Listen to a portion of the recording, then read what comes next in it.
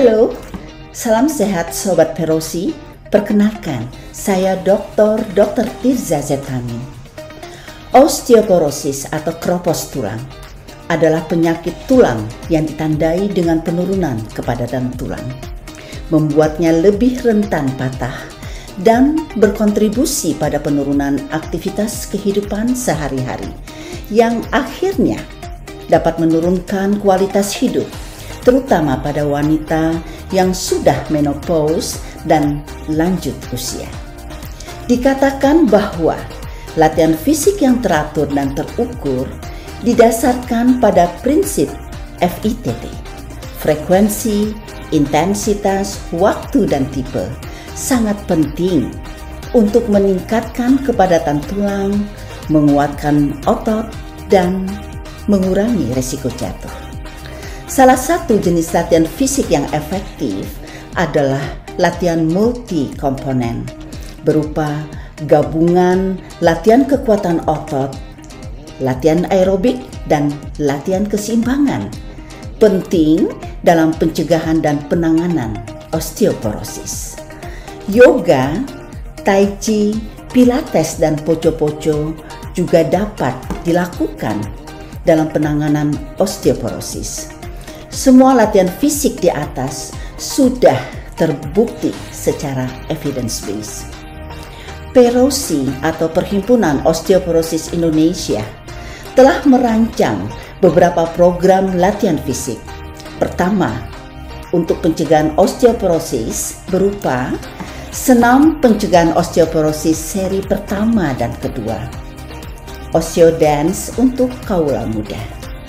Sedangkan latihan fisik untuk yang sudah mengalami osteoporosis antara lain chair exercise atau latihan duduk di kursi.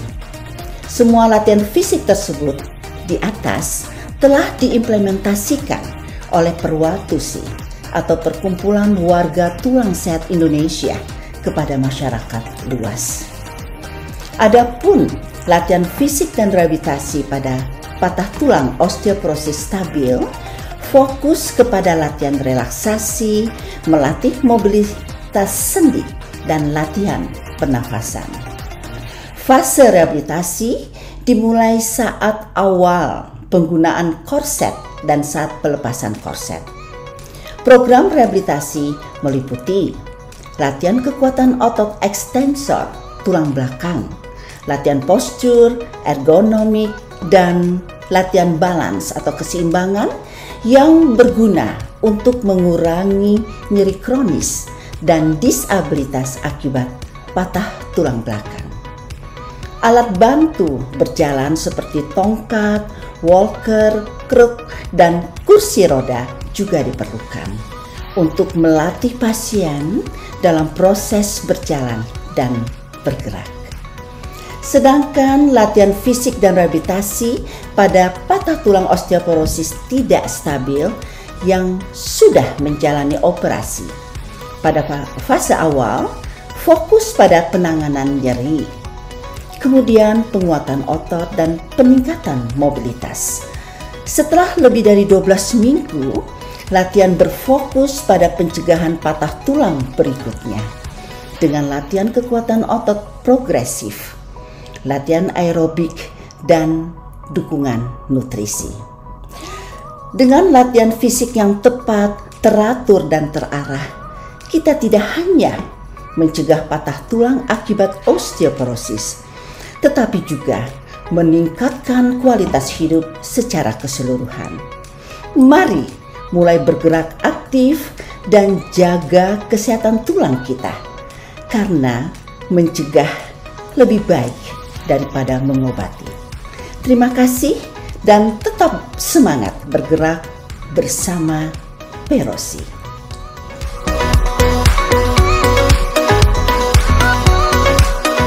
Halo sahabat Perosi, kali ini kita akan membahas tentang serba-serbi osteoporosis atau pengeroposan tulang. Nah, kita mulai dengan definisi ya. Apa itu osteoporosis? Osteoporosis berasal dari kata osteo, yaitu tulang, dan juga poros, yang artinya berlubang-lubang atau keropos. Sehingga osteoporosis itu memiliki makna kondisi pengeroposan tulang di mana akan dijumpai menurunnya kepadatan tulang sehingga tulang menjadi tipis dan lebih mudah untuk patah. Nah, kalau kita baginya, maka osteoporosis bisa kita bagi menjadi 3 jenis. Satu, osteoporosis primer, yaitu osteoporosis yang dijumpai pasca menopause pada wanita atau pasca andropause pada laki-laki. Dan juga osteoporosis yang dijumpai akibat penuaan. Yang kedua adalah osteoporosis sekunder, yaitu osteoporosis akibat kondisi yang lain, misalnya akibat penyakit-penyakit lain, sebagai contoh penyakit keganasan, kemudian penyakit infeksi, penyakit autoimun, dan lain-lain. Kemudian bisa juga diakibatkan penggunaan obat-obatan, misalnya obat-obatan steroid, obat-obatan anti kejang, yang itu bisa mengakibatkan peningkatan risiko mengalami osteoporosis. Nah, yang ketiga itu adalah osteoporosis idiopatik, yaitu osteoporosis yang kita tidak tahu apa penyebabnya. Selanjutnya teman-teman, kita mesti mengetahui siapa saja nih yang memiliki risiko untuk mengalami osteoporosis. Jadi, faktor risiko osteoporosis kita bagi 2, yaitu faktor risiko yang bisa dimodifikasi, dan yang kedua adalah faktor risiko yang tidak bisa dimodifikasi. Untuk faktor risiko yang bisa dimodifikasi, misalnya adanya kondisi kurangnya pajanan cahaya matahari. Ya, kita ketahui bahwa cahaya matahari ini akan membantu kulit untuk membentuk vitamin D, di mana vitamin D ini penting untuk metabolisme kalsium yang akan menguatkan tulang. Kedua adalah kurangnya asupan kalsium. Kemudian yang ketiga, kurangnya aktivitas fisik. Kita ketahui sebetulnya kalau kita aktif, maka tulang akan menjadi lebih kuat. Sehingga kondisi kekurangan aktivitas fisik ini akan menjadi suatu faktor risiko untuk dijumpainya osteoporosis. Kemudian yang keempat itu merokok. Nah, ini bahaya ya, teman-teman sekalian. Merokok ini bisa menjadi salah satu faktor risiko untuk osteoporosis, dan ini bisa kita modifikasi, bisa kita ubah. Hentikan merokok untuk mengurangi risiko osteoporosis.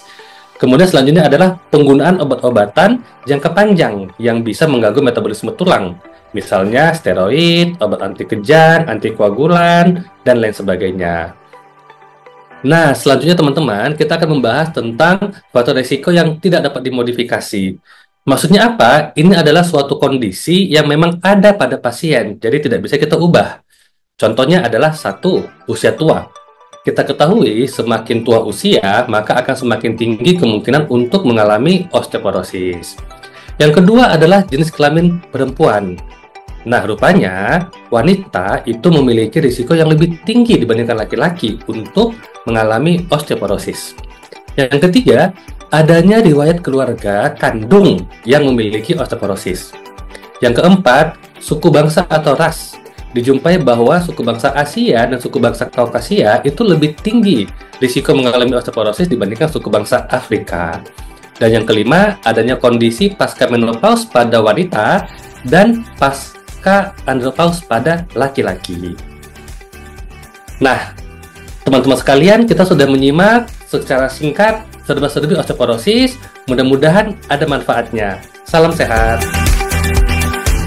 Assalamualaikum warahmatullahi wabarakatuh. Semangat pagi semuanya.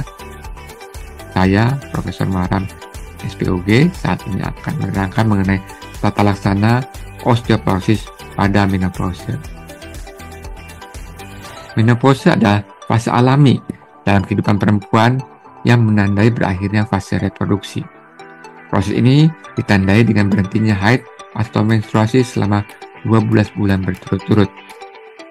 Pada menopause terjadi penurunan produksi hormon estrogen yang menyebabkan terjadinya gangguan klimakterik sebagai keluhan jangka pendek yang meliputi gangguan psikogenik seperti mudah stres, gangguan vasomotor seperti semburan panas, gangguan urogenital seperti nyeri saat berhubungan seksual, dan gangguan jangka panjang yang meliputi gangguan kardiovaskuler, gangguan muskuloskeletal seperti osteoporosis dan Alzheimer.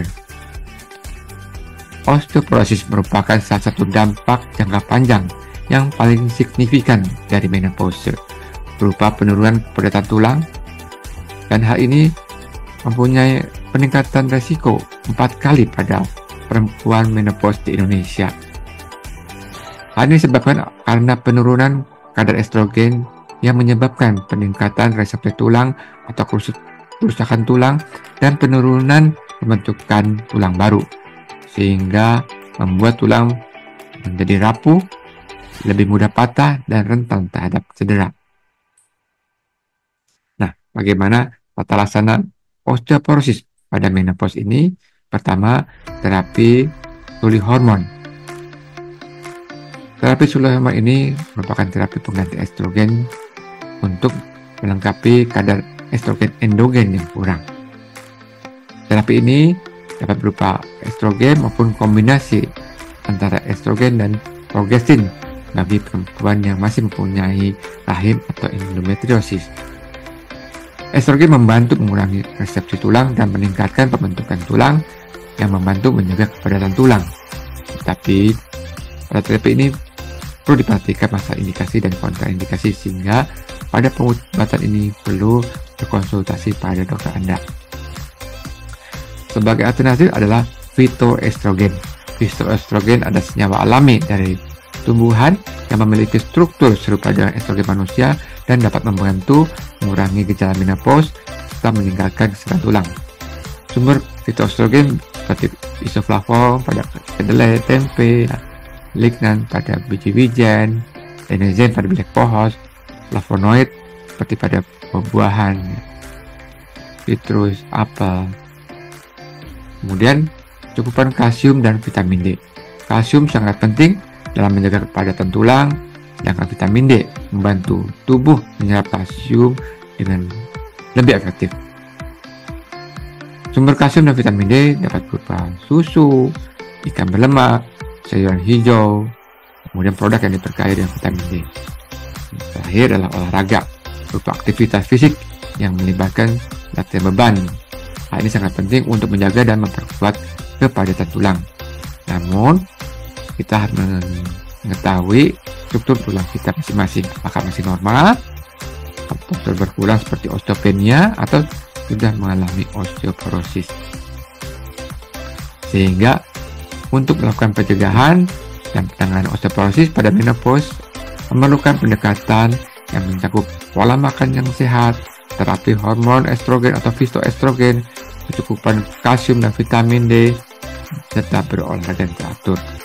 Konsultasikan dengan profesional medis untuk menentukan pilihan terapi yang tepat dan aman untuk kesehatan tulang Anda. Terima kasih. Wassalamualaikum warahmatullahi wabarakatuh.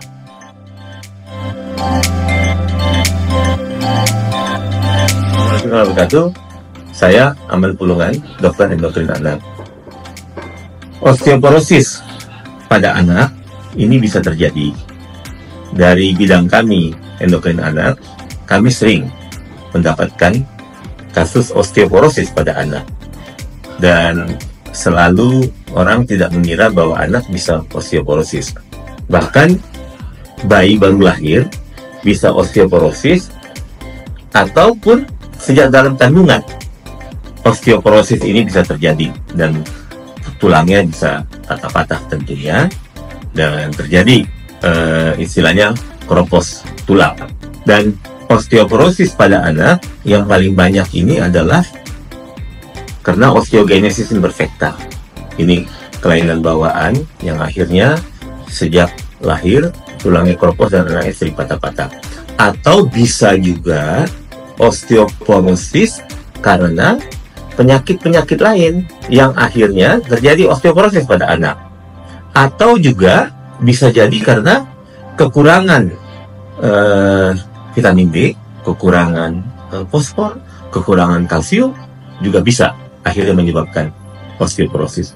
Nah, pesannya bahwa osteoporosis bisa pada anak, dan kalau misalnya dapat kejadian ada anak yang tanpa ada benturan yang keras terjadi patah tulang, hal yang harus kita pertimbangkan bahwa kemungkinan ini kita katakan fraktur patologis dan kemungkinan ini osteoporosis. Jadi kita harus sadar bahwa osteoporosis bisa pada anak.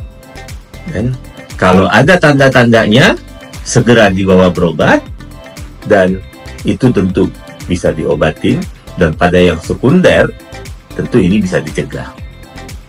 Assalamualaikum warahmatullahi wabarakatuh. Salam sehat. Perkenalkan, kami dari Prosi ingin share mengenai bagaimana kita mengenali bone mineral densitometry untuk mendeteksi osteoporosis. Definisi osteoporosis berdasarkan WHO 1994 merupakan penyakit sistemik tulang yang ditandai dengan penurunan massa tulang dan perubahan mikroarsitektur jaringan tulang yang menyebabkan kerapuhan dan peningkatan resiko patah tulang. Fakta tentang osteoporosis bahwa setiap individu akan mencapai peak bone mass-nya pada usia 35-40 tahun dan kemudian akan mengalami penurunan setelah bertambahnya usia. Apa yang terjadi pada tulang pada penderita osteoporosis?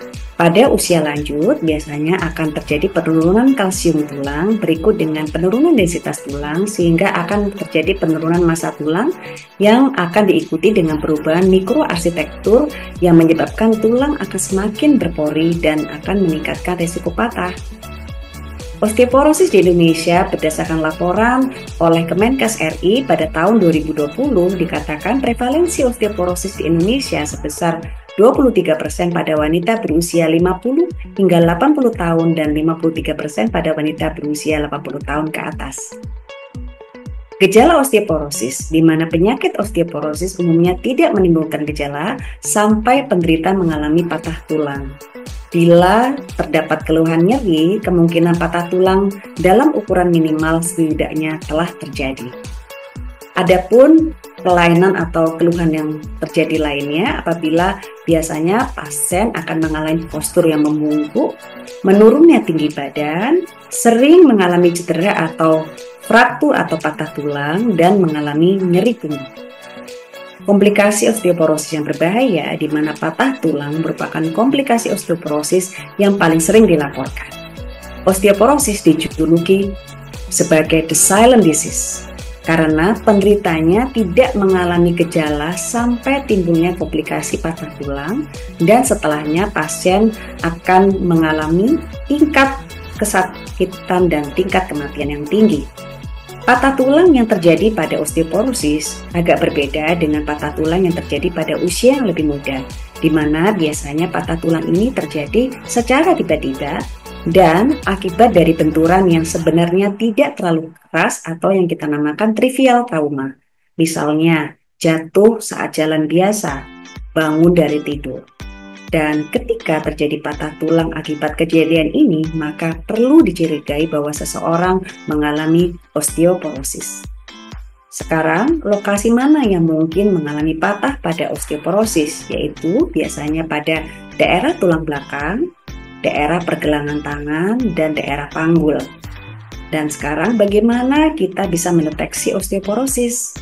WHO telah merekomendasikan bagi seseorang yang beresiko untuk osteoporosis dapat melakukan pemeriksaan BMD atau bone mineral densitometry atau yang kita sebut juga dengan pemeriksaan kepadatan tulang yang merupakan baku emas dalam pemeriksaan osteoporosis. Biasanya pasien akan dilakukan scan X-ray dengan dosis yang rendah pada daerah tulang belakang lumbal, pada panggul dan pergelangan tangan. Dan siapa saja yang perlu diperiksakan BMD yaitu pada wanita usia 65 tahun atau ke atas, pada laki-laki usia 70 tahun ke atas, dan pada wanita di bawah 65 tahun yang telah mengalami menopause atau memiliki faktor risiko, atau pada laki-laki antara usia 50 sampai 69 tahun yang memiliki faktor risiko. Dan juga bisa dilakukan pada individu yang telah memiliki risiko patah tulang sebelumnya. Adapun persiapan pemeriksaan BMD ini, biasanya pasien kita minta untuk menggunakan pakaian yang nyaman dan sedikit longgar. Dan biasanya pasien yang mengkonsumsi suplemen kalsium akan diminta untuk menghentikan dulu konsumsinya kurang lebih 24 jam sebelum pemeriksaan. Dan pasien biasanya harus menanggalkan semua aksesoris atau apapun bahan-bahan logam yang menempel di tubuhnya. Serta biasanya untuk pasien yang hamil tidak disarankan untuk pemeriksaan BMD ya, karena menggunakan sinar X-ray. Adapun kriteria yang digunakan untuk menilai BMD, kita menggunakan T-score. Biasanya seseorang dikatakan osteoporosis apabila T-score-nya bernilai sama dengan atau di bawah minus 2,5. Nanti pada gambar hasil BMD akan ada grafik yang akan berada di samping gambar. Akan kita lihat grafik dengan warna hijau di atas, kuning di tengah, dan merah di bawah. Di mana apabila hasil pemeriksaan BMD menunjukkan ambang batas merah, maka orang tersebut masuk dalam kategori osteoporosis. Sedangkan jika seorang tersebut hasilnya berada di ambang batas kuning, maka dia tergolong mengalami low bone mass atau osteopenia. Apakah manfaat BMD selain mendiagnosis osteoporosis? Tentu, yaitu kita ingin mengidentifikasi turunnya kepadatan tulang sebelum terjadinya patah tulang. Kita juga bisa mengetahui risiko patah tulang. Dan selain mendiagnosis osteoporosis, BMD juga sangat baik untuk melihat efektivitas terapi osteoporosis. Demikian share dari saya, semoga bermanfaat bagi kita semua. Dan ingat, sayangilah tulang kita untuk mewujudkan kesehatan yang berkualitas. Salam sehat!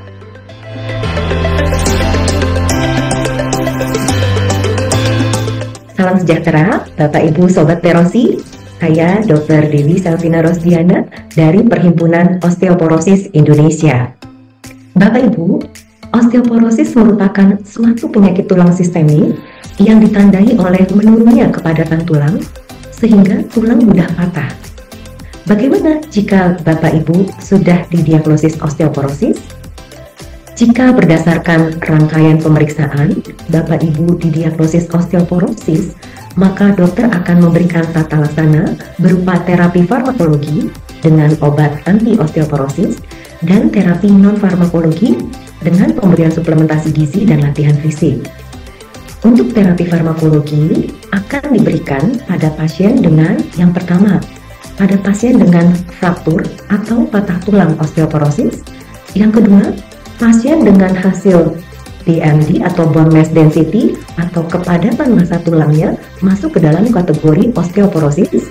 Dan yang ketiga, pasien osteopenia, memang dari BMD-nya belum masuk kategori osteoporosis, namun dengan hasil penilaian risiko fraktur yang tinggi. Maka pasien-pasien ini akan diberikan obat dengan terapi farmakologi. Ya. Nah, Bapak Ibu, apa sih tujuan pemberian obat anti-osteoporosis?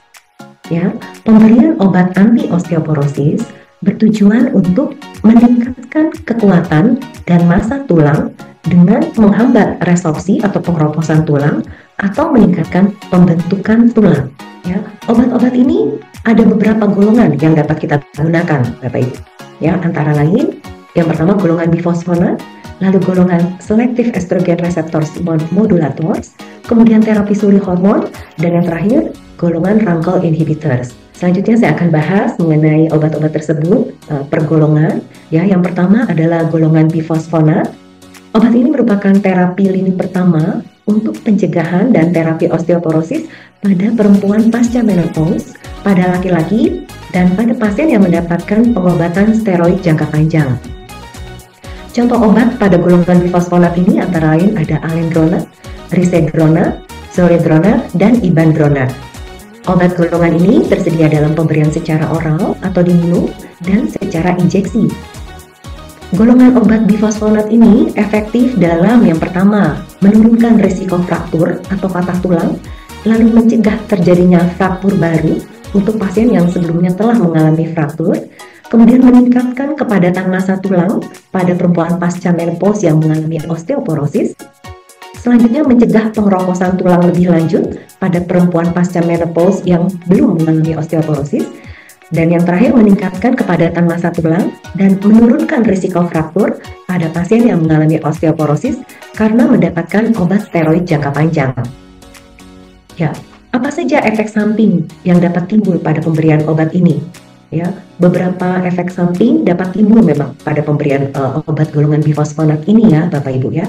Efek samping yang paling banyak terjadi adalah gangguan saluran cerna, ya, seperti iritasi kerongkongan, mual, sembelit atau diare. Dan untuk mengurangi efek samping iritasi pada kerongkongan, maka setelah minum obat bifosfonat, ibu atau bapak harus tetap dalam posisi duduk tegak minimal selama 30 menit. Ya. Kemudian efek samping lain yang serius bisa terjadi namun sangat jarang sebenarnya terjadi ya, berupa kerusakan pada tulang rahang, gangguan irama jantung, dan gangguan elektrolit tubuh. Nah, untuk obat golongan bifosfonat ini umumnya diberikan selama 3-5 tahun, namun bisa lebih panjang pada kondisi pasien tertentu ya, jadi sesuai dengan penilaian oleh dokter.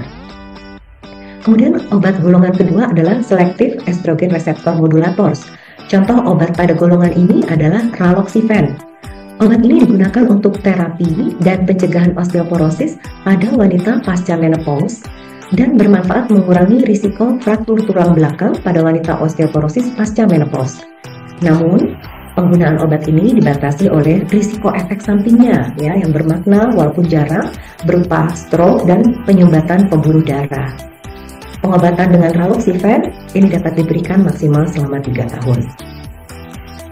Golongan berikutnya adalah terapi suri hormon. Hormon yang diberikan antara lain berupa estrogen atau kombinasi estrogen dan progesteron. Terapi suri hormon ini bermanfaat dalam menurunkan risiko fraktur. Namun, terapi suri hormon berhubungan dengan peningkatan kejadian risiko stroke dan risiko penyumbatan pembuluh darah vena. Oleh karena itu, dokter akan mempertimbangkan pemberian terapi suri hormon untuk terapi osteoporosis pada perempuan pasca menopause bila manfaatnya lebih besar dari risikonya.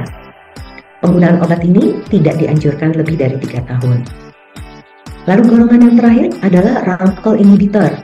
Contoh obat pada golongan ini adalah denosumab untuk terapi osteoporosis pasca menopause dan osteoporosis akibat pengobatan steroid jangka panjang.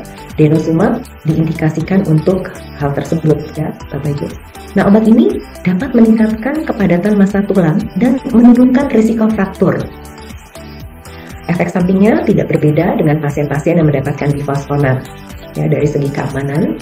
Demikian, namun kelebihan obat ini dapat digunakan pada pasien dengan gangguan fungsi ginjal. Bapak Ibu, demikian beberapa golongan obat anti-osteoporosis yang dapat digunakan untuk mengatasi osteoporosis. Dokter tentu akan memilih obat dengan manfaat dan keamanan yang terbaik sesuai dengan kondisi pasien. Selain itu, sebagai informasi bahwa efek samping obat tidak selalu timbul pada pasien yang mendapatkan obat. Namun tentu selama pengobatan, dokter akan memonitor kemungkinan efek samping yang terjadi dan akan melakukan penanganan jika efek samping tersebut terjadi. Demikian informasi dari saya, semoga bermanfaat. Salam sehat selalu. Halo semuanya, perkenalkan saya Dr. Angelika Munadi, spesialis kedokteran olahraga. Salah satu inti dari kedokteran olahraga adalah menangani masalah kesehatan dengan latihan fisik atau olahraga. Oleh karena itu, di momen peringatan Hari Osteoporosis Nasional ini, saya ingin berbagi mengenai bagaimana latihan fisik dapat membantu kita meningkatkan kepadatan tulang atau lebih khususnya menangani osteoporosis. Nah, hal pertama yang harus sadari adalah bahwa seseorang yang sudah mengalami osteoporosis sebenarnya dapat melakukan latihan fisik dengan aman. Karena sayangnya di luar sana banyak sekali orang-orang yang sudah dikatakan mengalami osteoporosis merasa khawatir atau takut ketika melakukan latihan fisik. Takut mengalami tulang yang patah atau sekedar khawatir karena sudah berusia lanjut. Nah, oleh karenanya memang ada beberapa hal yang perlu diperhatikan agar latihan fisik yang dilakukan akan menjadi latihan fisik yang aman. Yang pertama, pastikan lingkungan tempat melakukan latihan merupakan lingkungan yang aman. Misalnya, penerangannya cukup, kemudian lantainya tidak licin. Nah, Kemudian juga harus diperhatikan yang kedua, yaitu perlengkapan olahraga yang dikenakan. Jadi gunakan tentunya sepatu olahraga yang sesuai dan juga pakaian olahraga yang sesuai, sehingga tidak membatasi gerakan ataupun tidak mengganggu latihan yang dilakukan. Yang ketiga tentunya sangat penting untuk melakukan latihan fisik sesuai dengan kemampuan ataupun kondisi saat itu. Kalau memang ada masalah keseimbangan, tentu lebih dianjurkan untuk melakukan latihan fisik dengan posisi duduk. Jadi, bagaimana latihan fisik yang dapat membantu kita meningkatkan kepadan tulang? Pada umumnya, latihan fisik yang dilakukan yang dapat meningkatkan kepadan tulang adalah latihan yang bersifat weight bearing atau menggunakan beban. Artinya ada beban baik dari gravitasi ataupun dari beban tambahan yang diberikan atau digunakan untuk meningkatkan kepadan tulang kita. Tentu latihan ini akan diterjemahkan dalam 3 bentuk latihan juga. Pertama, latihan kardio, yang disebut latihan kardio atau latihan yang sebenarnya membantu meningkatkan daya tahan jantung maupun paru kita. Tentu berbagai latihan kardio bisa dilakukan seperti misalnya berjalan, ataupun bahkan melakukan gerakan seperti berjalan tapi dalam posisi duduk.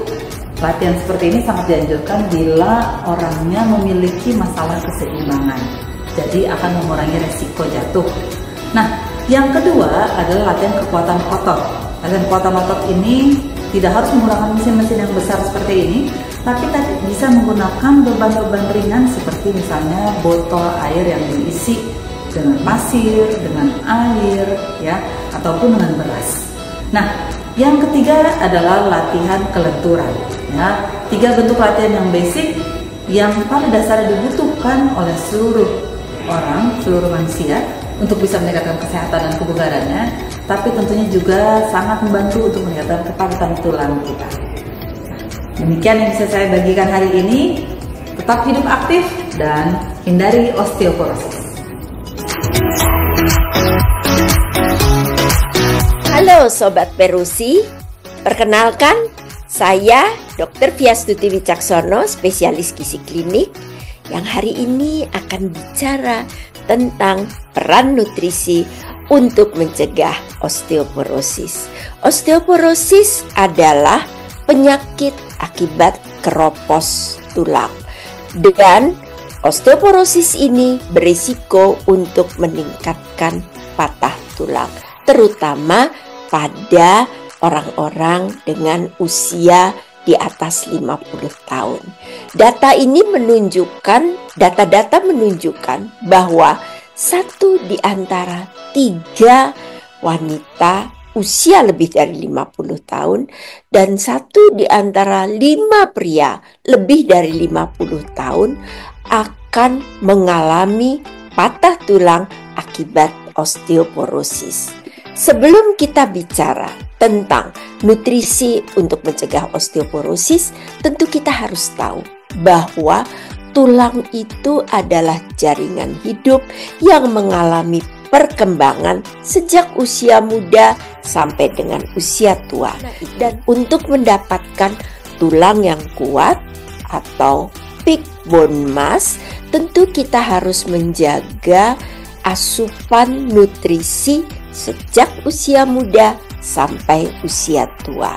Karena apabila kita mempunyai tulang yang padat yang mencapai puncaknya secara optimal, kita dapat menurunkan risiko terjadinya osteoporosis pada usia tua. Nutrisi-nutrisi yang dapat menjaga kesehatan tulang. Nomor 1 adalah kalsium. Kalsium adalah nutrisi yang paling penting pada pencegahan osteoporosis. Kebutuhan kalsium usia dewasa berkisar antara 1000 sampai 1200 mg kalsium. Kebutuhan kalsium ini dapat dipenuhi dari berbagai bahan makanan sumber, antara lain dari produk susu sapi. Susu sapi 1 gelas mengandung 300 mg kalsium. Kemudian susu sapi yang diperkaya dengan kalsium mengandung sekitar 500-600 mg kalsium. Selain susu, bahan-bahan makanan lain yang mengandung kalsium tinggi antara lain tahu, ikan, kemudian berbagai jenis sayuran juga mengandung kalsium yang cukup. Dengan mengkonsumsi bahan makanan sumber kalsium yang bervariasi, tentu kita dapat mencukupi kebutuhan kalsium kita setiap hari. Selain kalsium, kita juga tahu bahwa vitamin D berperan penting terhadap kepadatan tulang. Karena apa? Karena vitamin D membantu penyerapan kalsium yang optimal. Berapa kebutuhan vitamin D orang dewasa? Kebutuhan vitamin D orang dewasa berkisar antara 600 sampai 1000 internasional unit per hari. Sayangnya, bahan makanan sumber vitamin D itu tidak banyak. Hanya ikan salmon dan jamur. Karena itu, kita dianjurkan untuk mendapatkan paparan sinar matahari dengan melakukan aktivitas fisik di luar rumah agar vitamin D yang tidak aktif di bawah kulit kita menjadi aktif dan mencukupi kebutuhan vitamin D harian kita. Jam berapa sebaiknya kita berjemur atau terpapar sinar matahari? Sekitar jam 9 pagi atau jam 3 sore sekitar 15-30 menit.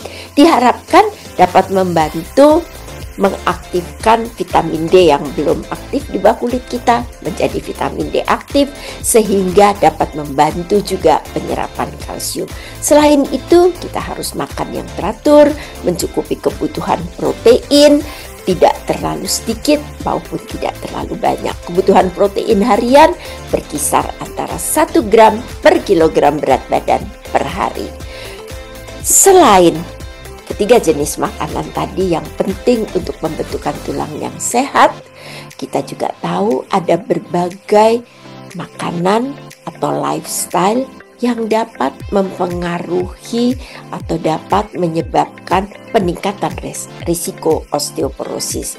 Misalnya konsumsi alkohol, merokok, mengkonsumsi kafein berlebihan atau kopi, kemudian mengkonsumsi sodium atau garam yang berlebihan.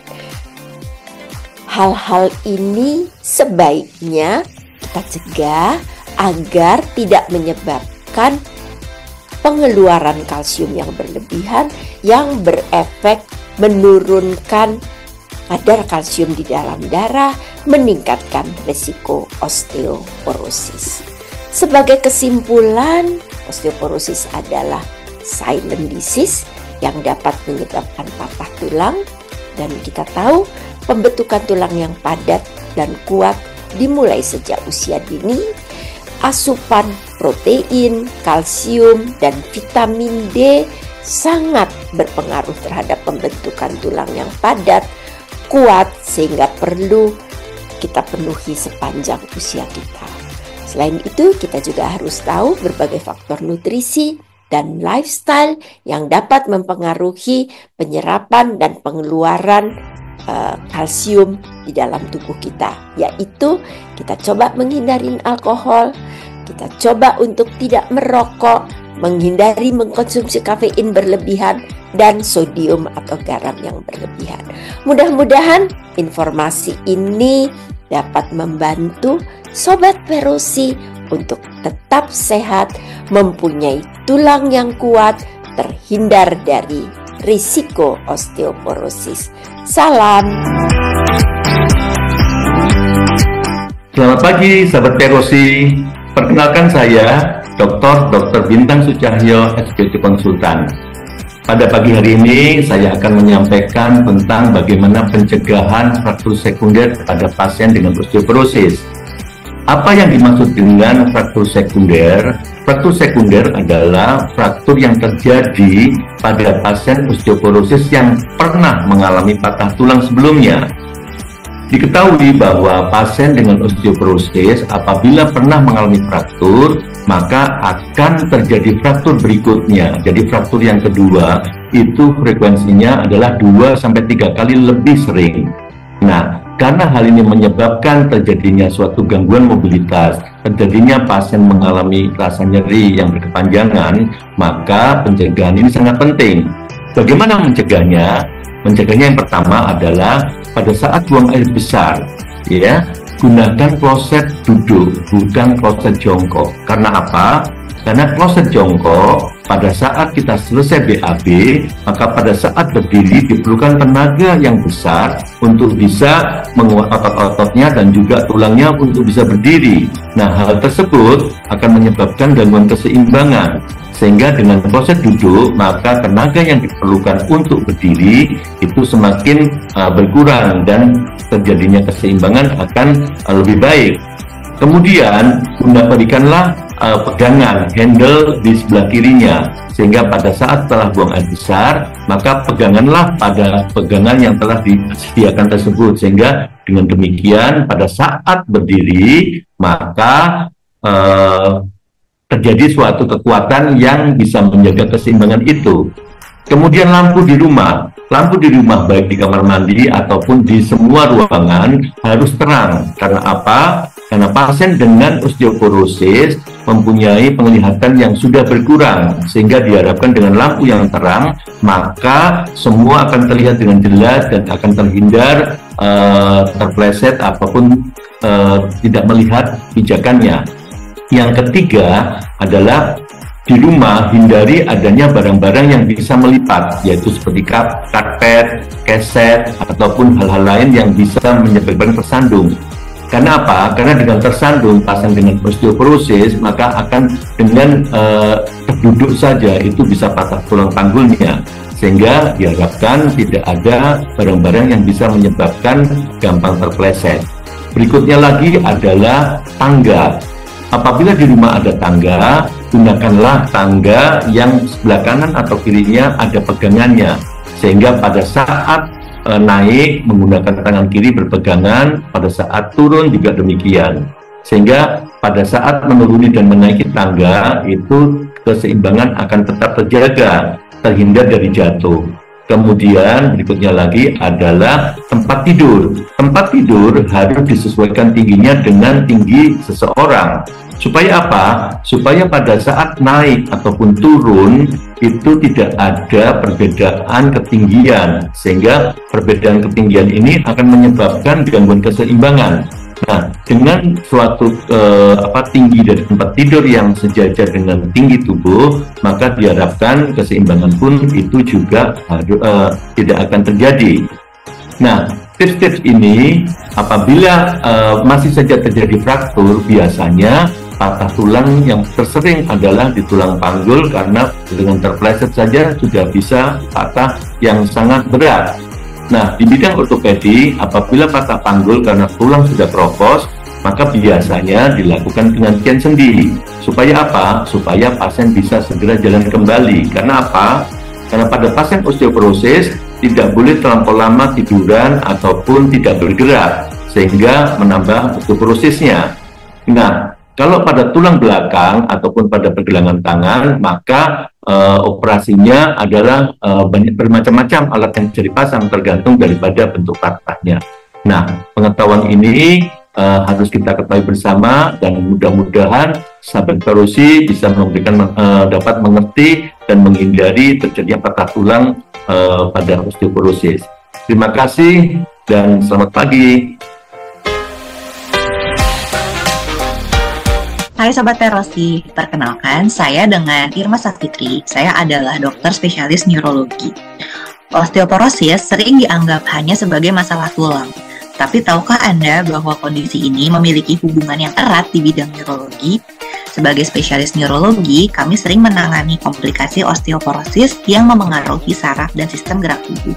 Di video ini, kami akan membahas bagaimana osteoporosis berdampak pada sistem saraf dan bagaimana pendekatan neurologi dapat membantu mencegah dan menanganinya. Sebelumnya, apa itu osteoporosis? Osteoporosis adalah kondisi di mana kepadatan tulang menurun, membuatnya rapuh dan rentan terhadap patah tulang. Sebagai spesialis neurologi, saya sering melihat komplikasi osteoporosis seperti patah tulang belakang yang dapat memengaruhi saraf, menyebabkan nyeri kronik, gangguan mobilitas atau gangguan gerakan, hingga penurunan kualitas hidup. Patah tulang pada lansia juga dapat meningkatkan resiko imobilisasi yang dapat berdampak buruk pada otak dan sistem saraf. Selanjutnya, bagaimana cara pencegahan osteoporosis? Pencegahan adalah langkah utama untuk melawan osteoporosis. Berikut adalah beberapa langkah yang bisa Anda lakukan. Yang pertama adalah olahraga rutin seperti jalan kaki atau latihan kekuatan ringan, asupan kalsium dan vitamin D yang cukup, dan paparan sinar matahari di pagi hari. Selain itu, Anda juga dapat melakukan pemeriksaan kepadatan tulang secara rutin, terutama bagi Anda yang berusia di atas 50 tahun atau memiliki faktor risiko. Yang ketiga adalah penata laksanaan osteoporosis. Jika Anda sudah didiagnosis osteoporosis, jangan khawatir. Penata laksanaan yang tepat dapat membantu mencegah komplikasi. Di bidang neurologi, kami berfokus pada yang pertama manajemen nyeri akibat patah tulang atau gangguan saraf dengan terapi obat-obatan dan fisioterapi. Rehabilitasi untuk membantu Anda memulihkan fungsi motorik dan keseimbangan, serta pencegahan jatuh seperti memberikan pelatihan keseimbangan dan koordinasi, serta memodifikasi lingkungan rumah agar lebih aman. Dalam bidang neurologi, fokus utama kami adalah mencegah komplikasi jangka panjang osteoporosis seperti pencegahan imobilisasi, edukasi tentang pencegahan jatuh, dan pendekatan yang holistik yang melibatkan dukungan keluarga untuk menjaga pasien. Sebagai penutup, osteoporosis bukan hanya masalah tulang, tetapi juga berdampak besar pada kesehatan sistem saraf dan neurologi. Dengan pendekatan yang tepat, baik dalam pencegahan maupun penata laksanaan, kita dapat meningkatkan kualitas hidup pasien dan mencegah komplikasi lebih lanjut. Jangan ragu untuk berkonsultasi dengan dokter spesialis neurologi jika Anda atau keluarga Anda memiliki risiko osteoporosis. Demikian paparan dari saya, semoga bermanfaat. Sampai jumpa.